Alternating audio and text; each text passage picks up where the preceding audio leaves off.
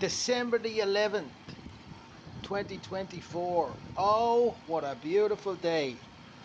I'm taking a cruise through a random Bacalodian estate on the outskirts of Handu Manan. I've just been lifting some heavy things. Coach has recommended some testosterone boosters, but that's besides the point.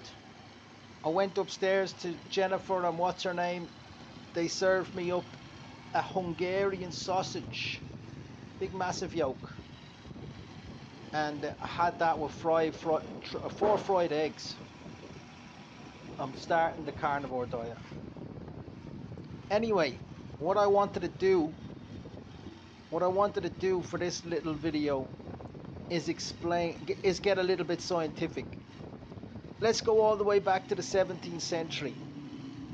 There was a man, he was a French fella, who went by the name of Descartes. Pronunciation, he had Descartes. You might remember him from the history books. Sounds like Descartes, but here, Descartes.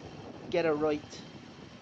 So Descartes, who's famous for saying, "I think, therefore I am," also famously divided or created a duality between the mind and matter. He said to himself while sitting on a bar stool one day,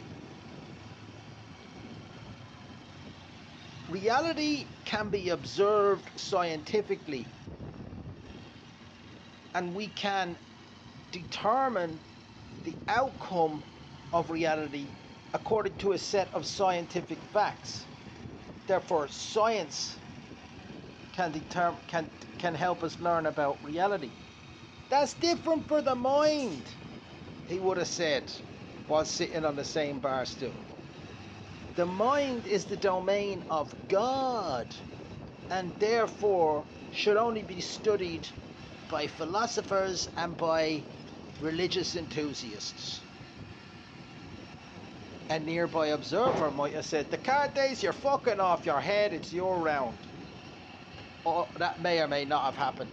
Now, as Descartes scribbled all this down into his little diary, and it solidified and became known as the science of reality and the mind, right? Years later, Isaac Newton came on the scene. Remember Isaac, who famously had an apple drop on his head? Well, he would have been reading a little bit about Descartes, and he would have said, yeah, that fella sounds like he knows what he's talking about. What I observed when this apple fell on my head is that energy cannot be destroyed. Energy can only be created or transformed or changed." Basically what he did was he built on that foundation that the matter and the mind are completely separate. Newton said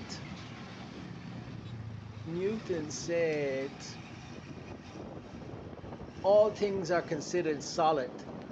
Energy can be considered as a force to move objects or to change the physical state of matter. However, energy is much more than an outside force that can be exerted on physical things.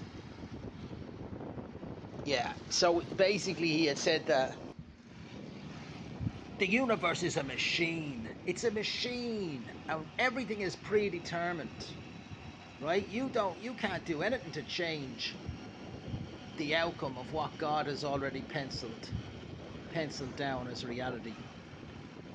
Well, it took a man with some set of balls on him to change the thinking of the time, and it was 200 years later Albert Einstein came onto the scene. He famously espoused the equation E equals mc squared. E equals mc squared. So when Einstein wasn't running around the town square in circles shouting E equals mc squared. E equals mc squared. Right? He actually spent some of the time in the library. His work showed that matter and energy are completely interchangeable. Einstein gave birth to quantum physics, right? The subatomic world, at the subatomic level, we can see atoms. The atom consists of electrons, neurons, and protons, right? Atoms are the building blocks of all things physical. They are the most fundamental parts of our physical world.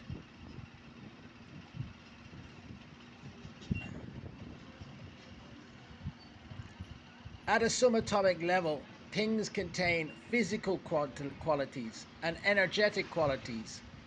Atoms exist one minute and they disappear the next. They are elusive. They are constantly appearing and disappearing, appearing in 3 dimensions and then disappearing into nothing. A particle, therefore, cannot exist within time and space unless we observe it. Scientists have called this the observer effect. We now know that the moment the observer looks for an electron, there is a moment in time and space when all the probabilities of an electron collapse into a physical event. With this discovery, mind and matter can no longer be considered separate.